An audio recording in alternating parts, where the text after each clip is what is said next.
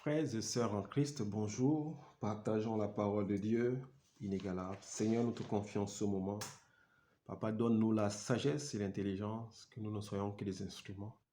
Et que cette parole qui va sortir sorte avec puissance pour guérir et délivrer ton peuple au nom de Jésus-Christ. Amen. Frères et sœurs, notre sujet d'aujourd'hui, c'est que dans le corps de Christ aujourd'hui, il y a beaucoup des exorcistes qui se sont introduits comme des prophètes et des pasteurs. Alors qu'au fond, c'est des exorcistes. C'est des exorcistes, c'est des gens qui font de la magie, qui ont une partie de la magie romaine, catholique. Et aujourd'hui, beaucoup d'entre eux sont dans le corps du Christ. Ces exorcistes, beaucoup des hommes et des femmes les fréquentent, soi-disant comme les hommes de Dieu, qui délivrent les gens, qui font des miracles.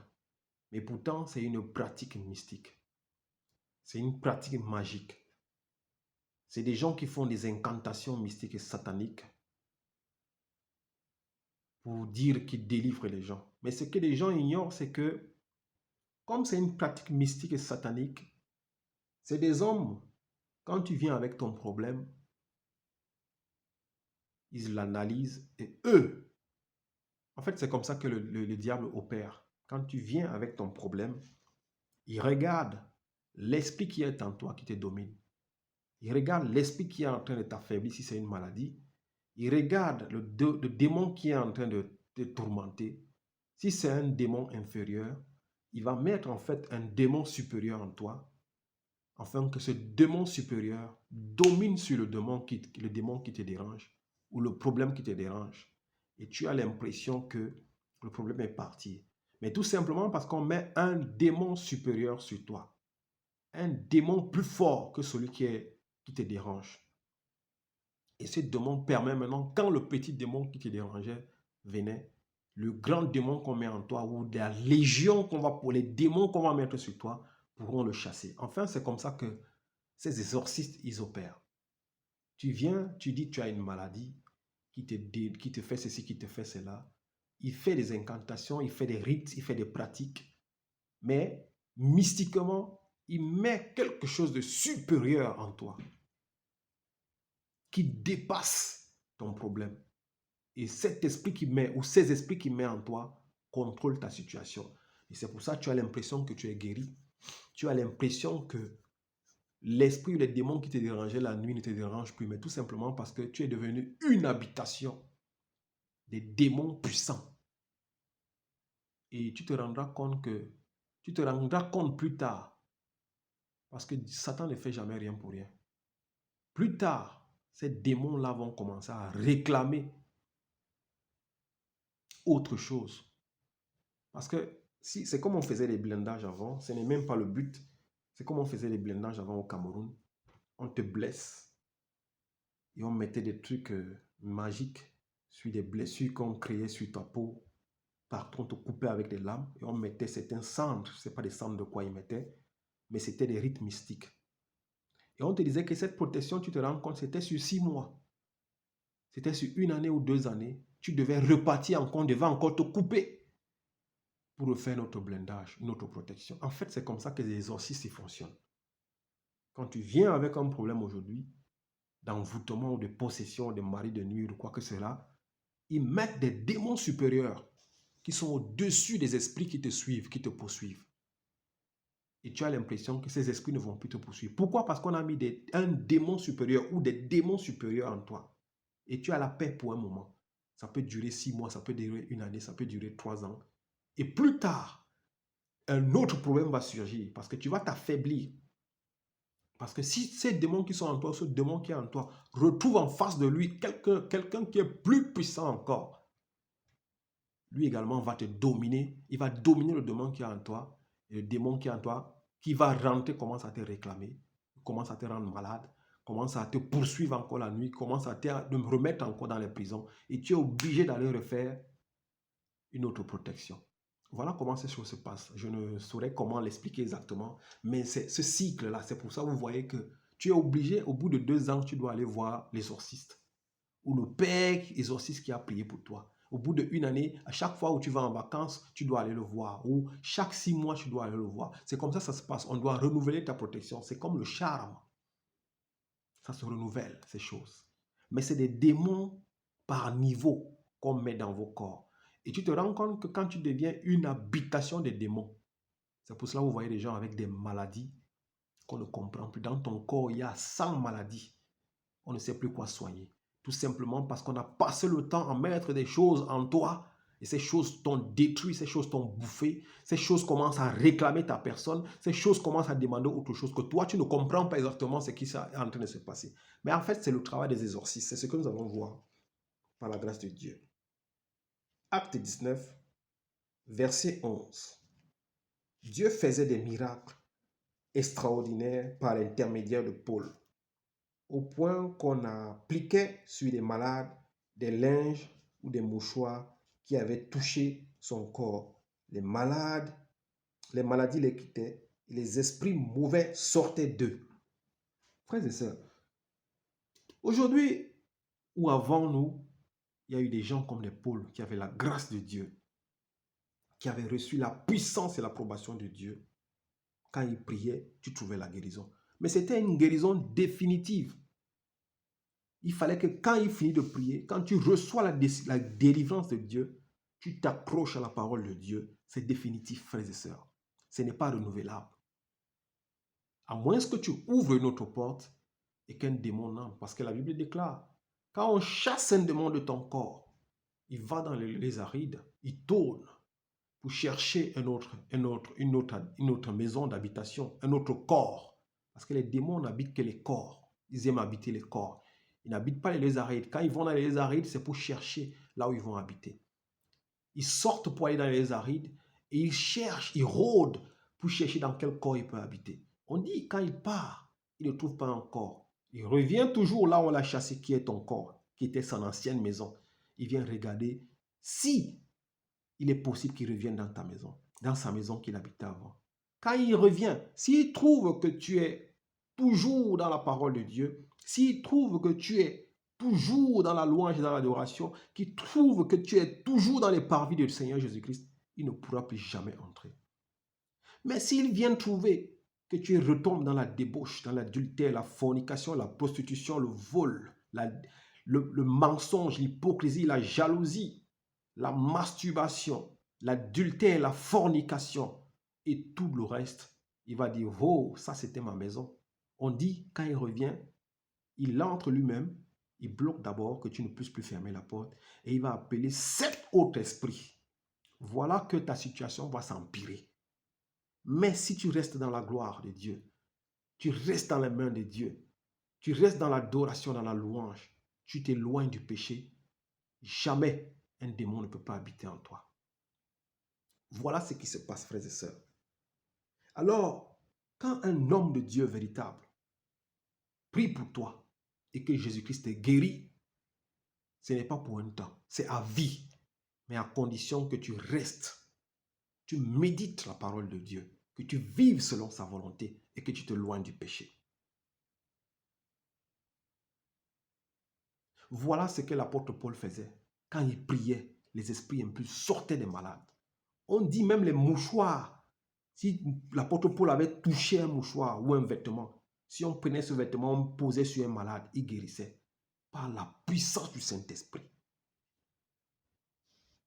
Nous allons voir ici que au 13, on nous dit, quelques exorcistes juifs ambulants essayaient de prononcer le nom du Seigneur Jésus-Christ. C'est ce que nous avions aujourd'hui dans nos églises, dans nos réunions, les exorcistes. Il y a plein d'exorcistes aujourd'hui dans le corps du Christ. Des gens qui étaient des féticheurs, des magiciens, qui ont quitté leur poste d'exorciste parce qu'ils ne veulent pas, parce qu'ils ont compris que beaucoup de gens ont compris que quand tu es un exorciste, tu n'es pas de Dieu. Ils ont pris la touche, ils se sont habillés comme des pasteurs, des prophètes, et ils ont commencé à prêcher la parole de Dieu. Alors qu'au fond, c'est des marabouts, c'est des féticheurs qui vous amènent dans les incantations mystiques et sataniques, qui utilisent la parole de Dieu, qui est noir sur blanc. Ils vous disent qu'ils sont des hommes de Dieu, mais pourtant, c'est des exorcistes. Ils font la magie, les guérisons, les délivrances, mais c'est des exorcistes. Mais leur façon d'opérer est différente, c'est comme j'expliquais avant. Ils enlèvent un esprit inférieur. En fait, ils prennent un esprit supérieur pour condamner un esprit inférieur qui est en toi. Nous allons voir ça, nous allons revenir dans ce verset, mais nous allons aller d'abord dans Matthieu 12 pour confirmer cela. Matthieu 12. On ne fait rien sans la parole de Dieu. On confirme toujours nos dits par la parole de Dieu. C'est très important. C'est cette parole qui est la prophétie, la vraie révélation. C'est cette parole qui guérit, c'est cette parole qui nous fortifie. Matthieu 12, 27, le Christ lui-même, il nous parle ici.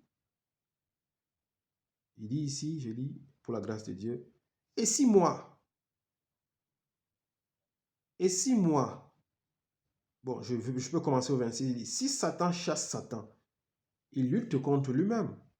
Comment donc son royaume subsistera-t-il? Et si moi je chasse les démons par Belzéboul, votre disciple, vos disciples, par qui les chassent-ils? Puisque Jésus-Christ était accusé qu'il avait l'esprit de Belzéboul, dans l'esprit de Satan, c'est pour ça qu'il faisait des miracles. Et Jésus-Christ dit ici, mais si Satan chasse Satan, comment est-ce que le royaume de Satan va subsister? C'est pas possible. C'est pour ça que je disais que les exorcistes, ils vous donnent l'impression de chasser les démons qui sont en vous.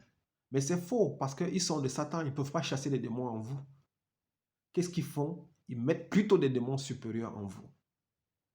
Afin que le petit démon qui vient souvent te suivre ne puisse plus te suivre. S'il y a un démon qui te suivait, lui, il met un qui a la force de 2. Comme ça, quand l'autre petit vient, il le chasse. C'est pour ça que je disais, tu as l'impression pendant 6 mois, 1 année, 2 ans que tu es en paix, mais 2 ans après, ça recommence. En fait, parce que dans ton chemin, tu croises un autre démon qui est supérieur à celui qu'on a mis en toi. C'est pour ça que Jésus-Christ dit, Satan ne peut pas chasser Satan. Non, un exorciste ne peut pas chasser un démon en toi. Un exorciste ne peut pas te guérir. Il fait en toi un truc qui est provisoire, parce qu'il ne peut pas détruire le temple de Satan. Voilà ce qui se passe.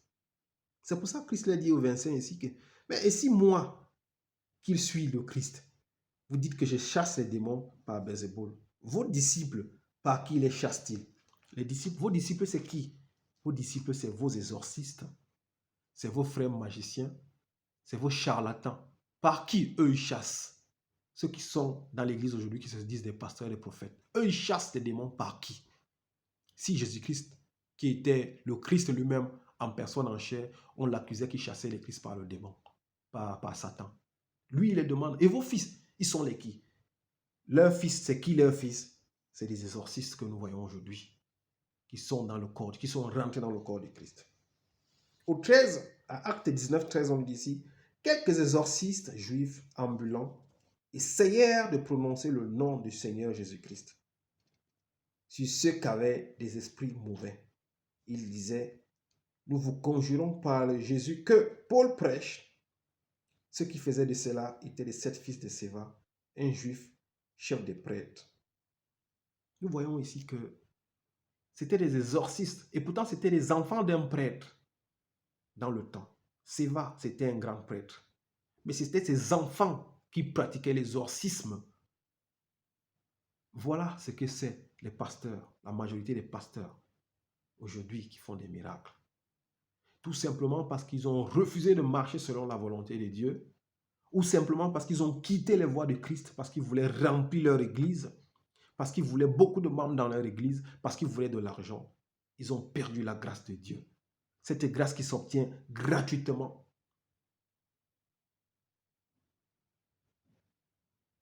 Ils ont cru que la grâce de Dieu s'achetait comme Simon le magicien. Ils ont choisi la voie de Balaam, qu'à cause de l'argent, il a voulu maudire le peuple de Dieu. Voilà ce que sont devenus vos pasteurs d'aujourd'hui. C'est des exorcistes.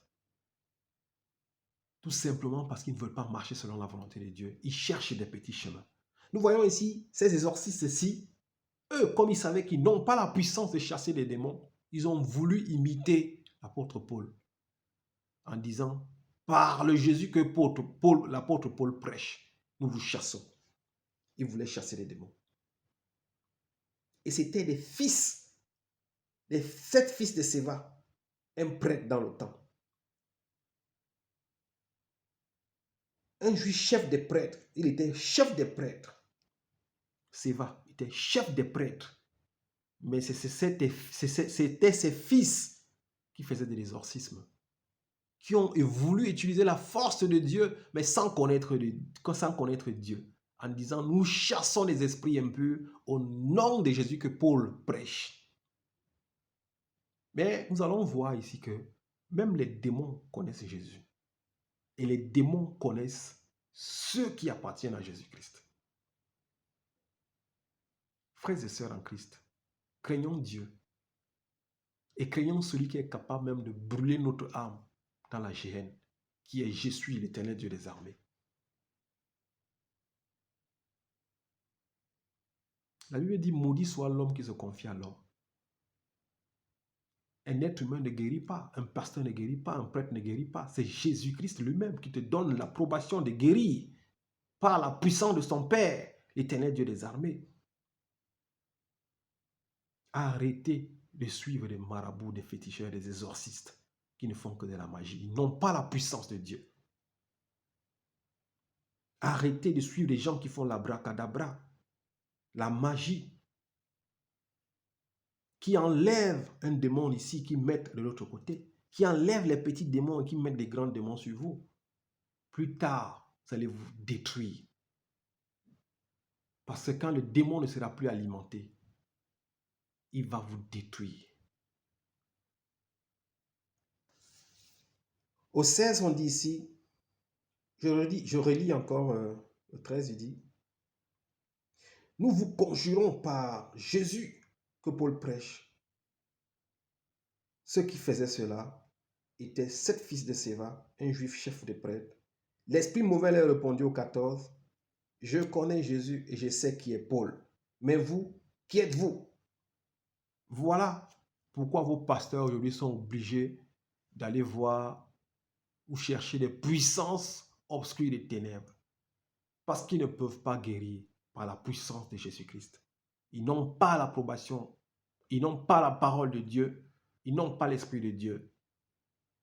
Parce que même les démons ne les craignent pas. Vos pasteurs et vos prophètes, la majorité, ce sont des hommes impurs. Ce sont des hommes sales. C'est des simples magiciens. Alors ici, on voit des exorcistes qui ont voulu utiliser le nom de Paul et Jésus. Et les esprits impurs les disent, nous connaissons Jésus et nous connaissons Paul. Mais vous, qui êtes-vous? On dit au 16 ici, alors, l'homme qui avait l'esprit mauvais en lui se jeta sur eux, les maîtrisa tous et les maltraita de telle sorte qu'ils s'enfuient de cette maison nus et blessés. Voilà ce qui arrive à certains exorcistes qui osent aller utiliser le nom de Jésus-Christ. Et voilà ce qui arrive à vous, frères et sœurs, qui allez vous confier aux exorcistes. Plus tard, les esprits impurs vont vous tabasser. Les esprits impurs vont vous déshabiller. Les esprits impurs vont vous envoyer à la mort. Vous allez mourir dans votre péché. Si vous continuez à chercher les exorcistes, au lieu de chercher Jésus-Christ, il a dit, venez en moi, vous tous qui êtes fatigués et chargés, et je vous donnerai du repos.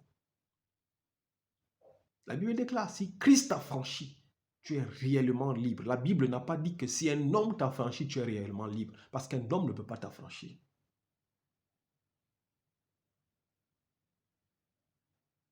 C'est par le nom de Jésus-Christ qu'on est guéri. Frères et sœurs, cherchez premièrement le royaume de Dieu. Et par-dessus tout, tout le reste vous sera donné. Faites la volonté de Dieu. Méditez la parole de Dieu nuit et jour. C'est alors que vous obtiendrez la guérison. Vous êtes capable d'obtenir la guérison sans même que quelqu'un prie pour vous.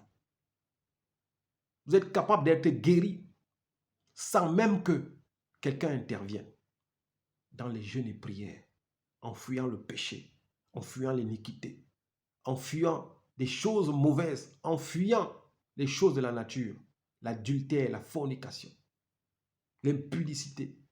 Dieu est capable de vous guérir, même dans votre chambre. Que Dieu vous bénisse au nom de Jésus-Christ. Amen. Merci, frères et sœurs.